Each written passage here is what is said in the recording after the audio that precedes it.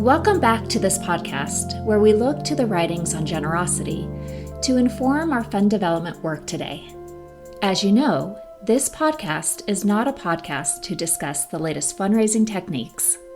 Instead, we look to the writings, ancient to modern and from all cultures, to learn from the value of generosity. This podcast seeks that deeper wisdom of being a person in the beautiful space where generosity occurs. Each week, we take 5 minutes to reflect on a quote and 1 or 2 coaching questions to ground you for the week to come. Don't forget, subscribe to this weekly podcast in your favorite podcast app. Both Canada and the United States celebrated national holidays this week, and France will celebrate a national holiday in less than 2 weeks.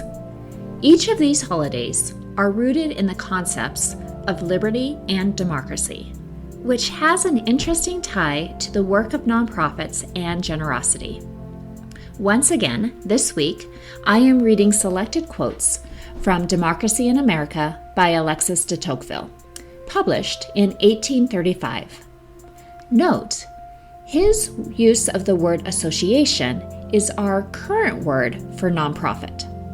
The quotes begin. If the inhabitants of democratic countries had neither the right nor the taste for uniting in associations, their independence would run great risks. But they could keep both their wealth and their acquired knowledge for a long time. But if they did not learn some habits of acting together in the affairs of daily lives, civilization itself would be in peril. If a people were to remain civilized or to become civilized, the art of association must develop and improve among them at the same speed as equality of conditions spreads. An association is an educated and powerful body of citizens which cannot be twisted to any person's will or quietly trodden down. By defending its private interests against the encroachments of power, it saves common liberties. End quotes.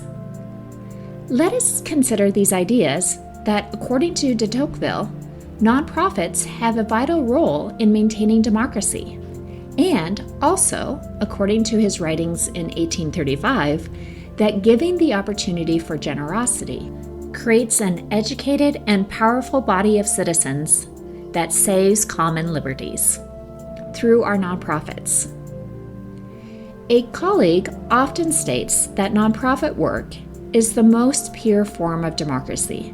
That is, people coming together in consensus for the common good of our missions. When those with wealth choose not to keep their wealth, but instead are generous, that wealth, combined with the knowledge of the common good of our missions, saves the common liberties to bring about the common good in our communities. Let's reflect on 2 questions this week. Many individuals with the means to donate experience giving as a transaction.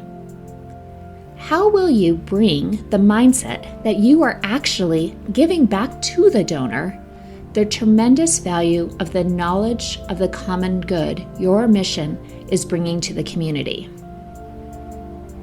How will you consider the ways in which generosity to the cause you care about preserves democracy and saves common liberties?